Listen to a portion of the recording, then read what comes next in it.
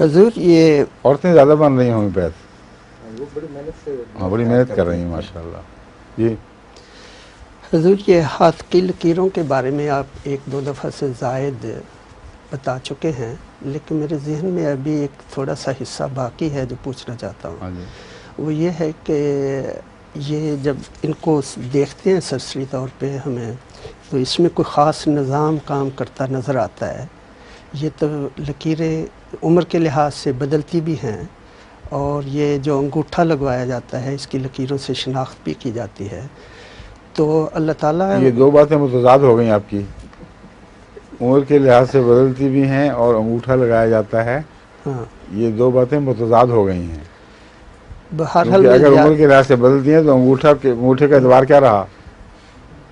حضور کچھ یہی چیزیں ہیں جو میں وضاحت چاہتا ہوں جی کہ اللہ تعالیٰ فرماتا ہے کہ میں نے ہر چیز جو ہے کسی فائدے کے لیے پیدا کی ہے، بیکار نہیں کی ہے. ٹھیک ہے. تو ہمیں اس کا کچھ سمجھ آئے یا نہ ہوئے، لیکن اس میں کوئی قانون تو کار فرما ہے، یہ اس کا کوئی علم تو ہونا چاہیے. کیا اس پہ کیا ڈیپینڈ مطلب کیا جا سکتا ہے کچھ؟ ہیں؟ اللہ تعالیٰ نے ہر چیز جو بنائی ہے اس کے فائدے بھی تو گنوائے ہیں. جی ہاتھ پاؤں کے فائدے نہیں بتائے ہوئے؟ تو اللہ تعالیٰ نے یہ بھی تو حضور کہا ہے کہ ہاتھ کی لکیروں کے بھی فائدے ہیں. یہ لکھا ہوا کہیں؟ جی کہاں لکھا ہوا ہے؟ میں تو نہیں پڑھا. آپ نے پڑھا کہیں؟ حضور میرا مطلب یہ تھا کہ فائدہ کے لیے اللہ تعالیٰ نے بنائی ہے. جب چیز بنائی ہے تو اس کا فائدہ مجھے سمجھ آئے یا نہ ایک آئے، فائدہ ہے. ایک فائدہ تو سمجھ آ گیا نا لوگوں کو جی کہ مجرم پہ چھانا جاتا ہے، اس کی سٹیمپ ہے. اور یہ فائدہ تبھی ممکن ہے اگر لکیریں بدلے نہ. اگر بدل جائیں تو یہ فائدہ ہو ہی نہیں سکتا. یہ قطعی فیصلہ ہے جو ساری دنیا کے قانون کو مسلم ہے. پھر یہ جو لکیروں کا معاملہ ہے، اس کے اوپر جو تحقیقات ہوئی ہیں ان میں ایک چیز تو سائنسدان نہیں سمجھ سکے کہ یہ اتنے قطعی اور پختہ کیوں ہیں اور ہر ایک کی لازماً کیوں تبدیل ہوتی ہیں. جڑواں کی بھی بدل جاتی ہیں اور ان کا ایک پیٹرن ہے. تو اس پیٹرن کا مزاج سے کوئی تعلق ہے کہ نہیں، یہ بحث تو معقول اور سائنسی ہے اور یہ اٹھائی بھی جاتی ہے. اور وہ جب لکیروں کی بحث کرتے ہیں تو صرف انگوٹھے یا انگلی کی لکیروں کی نہیں، بلکہ رجز جو ہیں سافٹ انسان کے اندر، وہاں جو لکیریں ہیں ان کو بھی دیکھتے ہیں اور کہتے ہیں ان کا بھی ایک پیٹرن ہے. تو سائنسدانوں کا یہ خیال ہے جو اب تک یعنی جو توہمات سے الگ ہو کر غور کرنے والے لوگ ہیں کہ اس کا ممکن ہے کہ انسان کی جو شخصیت ہے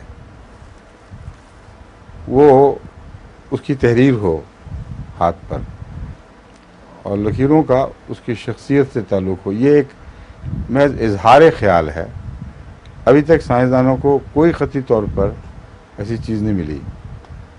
اگر یہ بات درست ہے تو جتنے ذائچے والے اور وہ جو قسمت لینے والے ہیں وہ سارے جھوٹے نکلیں گے، کیونکہ ان کے ہاں جو قسمت دیکھنے کا طریقہ ہے وہ چند ستاروں کے ساتھ ان کے جو انگلیوں کے ابھار ہیں وہ وابستہ ہو چکے ہوئے ہیں اور ان لکیروں کے مطابق وہ ان کی موت کے فیصلے کرتے اور زندگی کے اور حادثات کے. جو سائنسدان بات کر رہے ہیں اس کا اس سے کوئی دور کا بھی تعلق نہیں،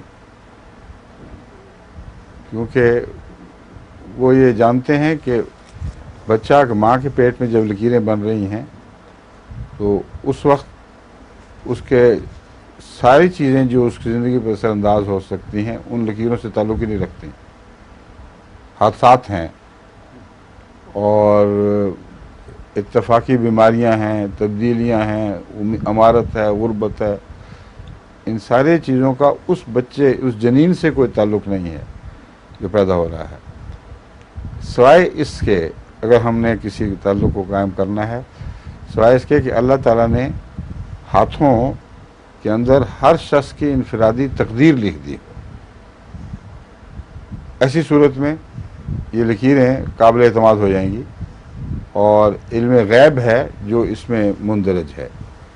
اگر یہ ہوتا تو قرآن کریم کو چاہیے تھا کہ کہتا ہے کہ تو اپنی ہاتھ کی لکیریں دیکھو، اس میں تمہاری سارا مقدر لکھ دیا گیا ہے، تمہارے ہاتھ سے تمہاری شادیاں بیاہ وغیرہ.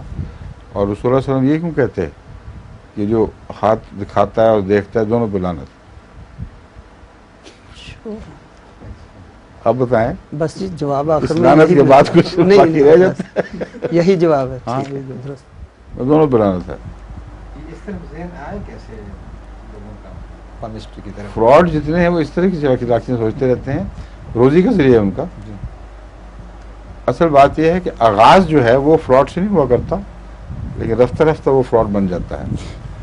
آغاز اس جو ہے وہ غالباً وہ جو عربوں میں رواج تھا کہ باپ اور بیٹے کو ایک دوسرے سے منسلک کرنے کے لیے انہوں نے کوئی طریق سوچے ہوئے تھے. اگر کسی کی ولادت میں شک ہو تو جو ماہرین تھے وہ پاؤں دیکھتے تھے، اور پاؤں کی ساخت دیکھ کر وہ بتاتے تھے کہ یہ اس باپ کا بیٹا ہے کہ نہیں ہے.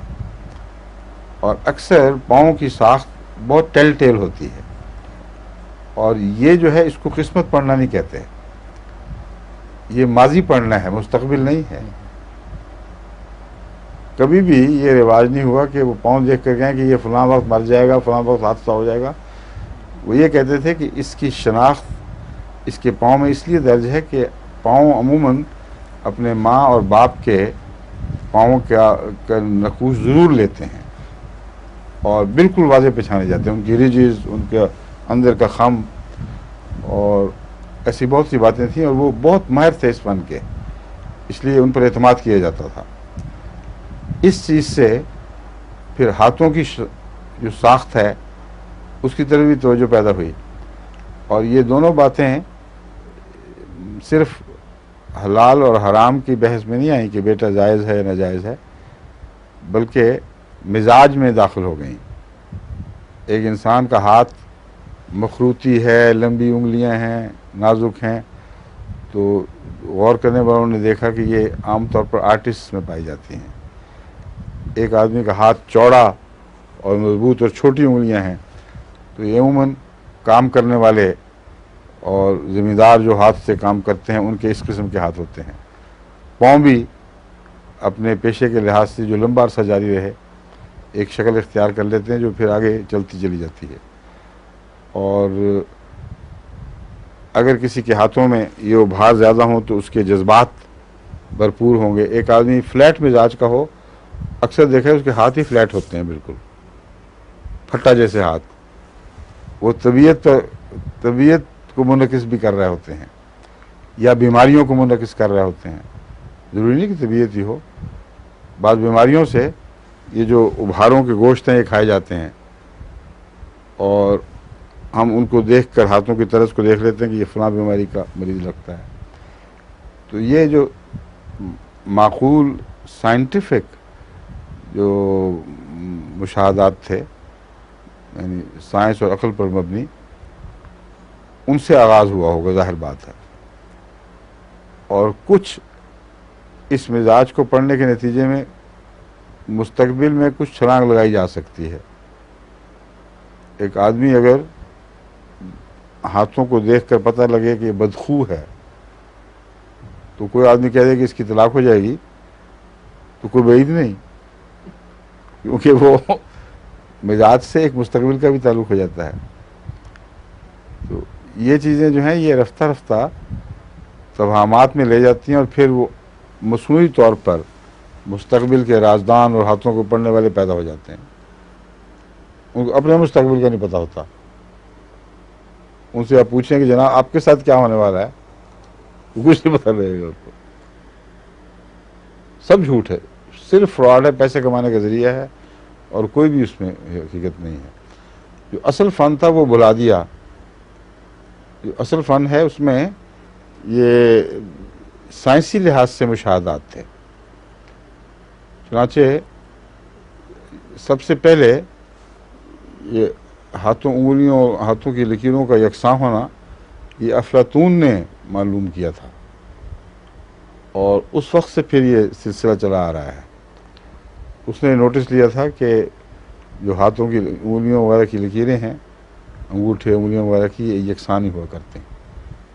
تو گہرے غور کرنے والے لوگ تھے وہ فلسفی، وہ دور ہی بڑا عظیم تھا فلسفے کا، اور ان سب باتوں پر انہوں نے غور کر کے بعض مشاہدات کیے تھے جو آج تک سچے نکلے ہیں. ٹھیک ہے، اس لیے مزاج کے متعلق اگر مزید تحقیق کرنی ہے تو یہ ایک علمی مضمون ہے، اس میں آپ کر سکتے ہیں. ہر ایک ہاتھ کا مطالعہ اس کے معروف مزاج کے پیش نظر، تک بازی کے لیے نہیں، بلکہ پہلے آئیڈینٹیفائی کریں کہ یہ بچہ کس قسم کا تھا، بڑا کس طرح ہوا، اس کے مزاج میں کیا عنصر غالب تھا، شوق کیا ہیں، ذوق کیسا ہے، شاعر ہے یا غیر شاعر، یہ چیزیں وغیرہ وغیرہ. ہاں، یہ ساری چیزیں پہلے مزاج کی لکھ لی جائیں، پھر ہاتھ کو آئیڈینٹیفائی کر کے اس کو ایک ایک حصے کو لکھا جائے کہ اس کا ہاتھ اس جگہ سے ایسا ہے، اس جگہ سے ایسا ہے، اس کے اندر گہرائی اتنی ہے، انگلیوں کی لمبائی باقاعدہ میجر کی جائے، ان کی موٹائی میجر کی جائے، ان کے خم کے نقشے بنائے جائیں، اور کثرت سے یہ تحقیق ہو، کم سے کم 1000 آدمی پر یہ تحقیق ہو، اور پھر جو پیٹرن ابھرے اس کو سائنس کہتے ہیں. پھر ہم یقین سے کہہ سکتے ہیں کہ اس قسم کے ہاتھ اس قسم کے مزاج کی طرف اشارہ کر رہے ہیں. اس کے پیچھے ایک پورا ڈیٹا ہوگا ایک تحقیق کا، ورنہ باقی باتیں سب یوں قصے کہانی ہیں. فرمائیے. ظہور مہدی آخر زمان ہے،